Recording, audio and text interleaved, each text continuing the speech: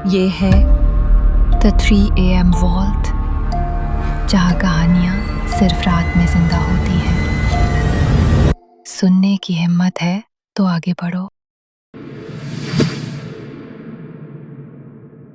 Hills में एक छोटी सी जगह थी, मजखली उत्तराखंड। ठंडी हवा, धूम से भरे जंगल और उनके बीच एक पुरानी हवेली जैसी बिल्डिंग जिसका नाम था प्रकृति रिट्रीट। सिमरन, एक फ्रीलांस सॉफ्टवेयर डेवलपर, अपनी सिटी लाइफ से बोर होकर यहाँ आई थी, सोलो काम और शांति के लिए। उसने सोचा था कि नेचर और साइलेंस उसका स्ट्रेस काम करेंगे, लेकिन उसे क्या पता था जो शांति दिख रही थी वो सिर्फ बाहर थी, अंदर का शौर अभी भी जिंदा था। सब कुछ ठीक चल रहा था जब तक पहली बार उसके फोन पे एक कॉल आया, रात के 3:03 AM पे। Caller ID unknown. उसने उठाया, लेकिन लाइन पे सिर्फ एक औरत की सांस सुनाई दी और फिर क्लिक, लाइन कट गई। पहली रात सिमरन ने इग्नोर किया, दूसरी रात फिर वही टाइम, फिर वही कॉल। इस बार आवाज ने कहा, सिमरन तू भूल गई। वो सरक जाती है, कौन है ये, कैसे जानता है वो? उसने फोन स्विच ऑफ कर दिया। रिट्रीट का केयरटेकर था रमेश काका, 60 साल का, कम बोलने वाला। उसकी आंखें जैसे सब कुछ जानती हो। वो अक्सर सिमरन से कहता, बेटा कुछ यादें सिर्फ दबाई जा सकती हैं, मिटाई नहीं। सिमरन कंफ्यूज होती थी।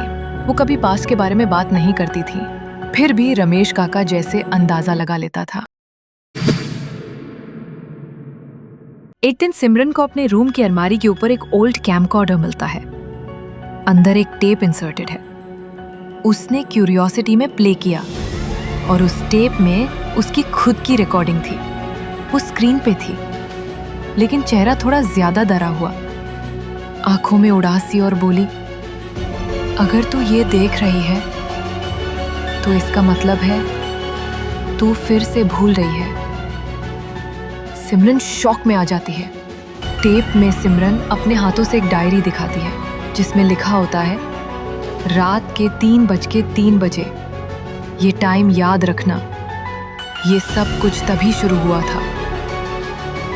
उस रात रमेश काका उससे मिलते हैं और फाइनली सच बताते हैं, सिमरन तू पहले भी यहां रह चुकी है, 3 साल पहले। PTSD से गुजरी थी। तूने खुद अपना फोन प्रोग्राम किया था, स्केड्यूल्ड वॉइस नोट्स, रिमाइंडर्स, ताकि अगर कभी तू भूल जाए तो तू खुद को याद दिला सके। तू खुद से भाग गई थी बेटा, पर तेरा दर्द अब भी यहीं है। वो समझ जाती है, अननोन कॉलर कोई और नहीं, उसका अपना सबकॉन्शियस था, जो हर रात उससे कह रहा था, तू भूल गई है। नेक्स्ट मॉर्निंग सिमरन एक बार फिर मिरर के सामने खड़ी होती है। पहली बार उसका रिफ्लेक्शन उससे अलग नहीं लगता। वो धीरे से बोलती है, मैं भूल गई थी, पर अब नहीं। वो फोन उठाती है, स्केड्यूल वॉइसमेल डिलीट करती है। अपने दर्द से भागने के बजाय उसने उससे एक्सेप्ट कर लिया है।